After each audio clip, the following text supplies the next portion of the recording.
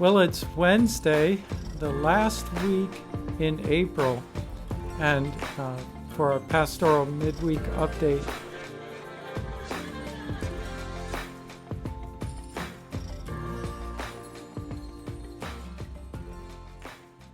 We just have one major announcement. We're going to be locked in, no church gathering in the month of May, and so that's the big news this week. Please pray for our governor and others, our elders, as we decide how we will respond in the month of June. A couple announcements. Last night, the women's study began on Zoom studying the book of Ruth. And Julie at the office here would really like you to use Sign Up Genius and sign up for that. It's a great study. Book of Ruth is fascinating and very relevant for our times.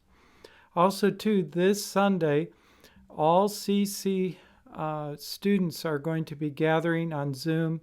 Sunday night, Pastor Brad will lead a study and have you break up in small groups, and all you have to do is look for notifications through email and Facebook and so forth.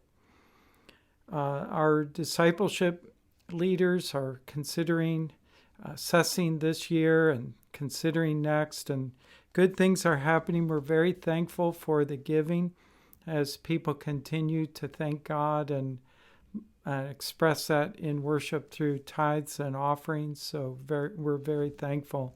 The church is doing well in many ways. I wanted to encourage you with a word as the women are studying Ruth.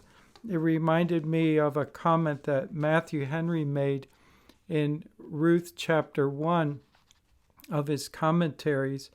And since we are in a time of trial similar to Ruth and Naomi's family, as they, in a time of affliction, decided to leave Bethlehem and move to Moab, we are reminded how in a time of suffering and affliction like we're in, the tendency is to move all the time, to move to a better place and to seek out something better. And there's a tendency for Christians to move and leave the place that God has put them.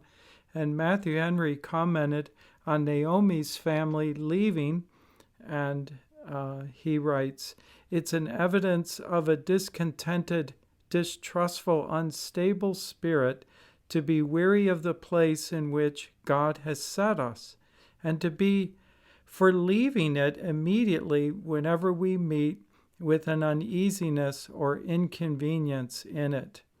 It is folly," he says, "to think of escaping that cross which, being laid in our way, we ought to pick up. It is our wisdom to make the best of that which is, for it is seldom that changing our place is mending it." So if you're like me and you're tempted to move every time there's a little trial or affliction, remember Matthew Henry's words that it's best sometimes to just remain, dwell in the land, and cultivate faithfulness. We love you. Hope you have a great week. Bye-bye.